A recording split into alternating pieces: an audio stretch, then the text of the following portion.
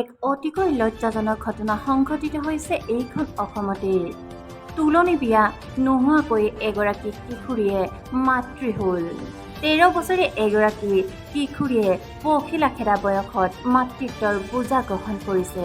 কোন লম্পতে এনে কাৰ্য কৰিলে কিশোৰীগৰাকীৰ পিতৃ মাতৃয়ে গমেই নাপায়। কিশোৰীগৰাকীৰ আইতাকে কি ক'লে জানো আমি একো নাজানো। আমি একেবাৰে নাজানো। এতিয়া আপোনালোক কি বিচাৰিছে? আমি যিটো এটা বেয়া কাম কৰিছে এটা মানুহ শাস্তি দিব চাইছোঁ। এইটো কমপ্লিট বেয়া কাম কৰিছে। এইটো আমাক শাস্তি দেখাবা, আমাক শাস্তি দি পেলাই আমাক দেখাব লাগে।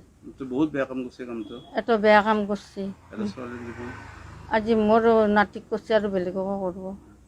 এটা ছোৱালীৰ জীৱন ধ্বংস হৈ গ'ল। এই ছোৱালীৰ জীৱন ধ্বংস হ'ল। যোনে কৰিছে মুঠতে পাপৰ কাম। এই পাপৰ কামটো সিদ্ধান্ত কৰিব লাগে। আপোনাৰ ছোৱালীটোৰ বয়স কিমান বুলি ক'লে? 13 বছৰ। আমাৰ এই অঞ্চল গোটেই অঞ্চলটোৱে আমি আজি লজ্জায়িত। যি সময়ত ছোৱালীজনীৰ বয়স মাত্ৰ 13 বছৰ, ছোৱালীজনী আজি পখিলা খেদাৰ বয়স, সেই বয়সত তাই মাতৃত্বৰ বোজা ল'ব লগা হৈছে। আৰু এই কালপিতজন কোন আমি গম নাপাওঁ এতিয়ালৈকে।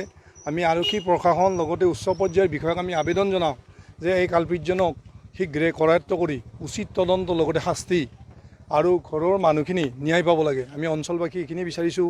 এতিয়া আমি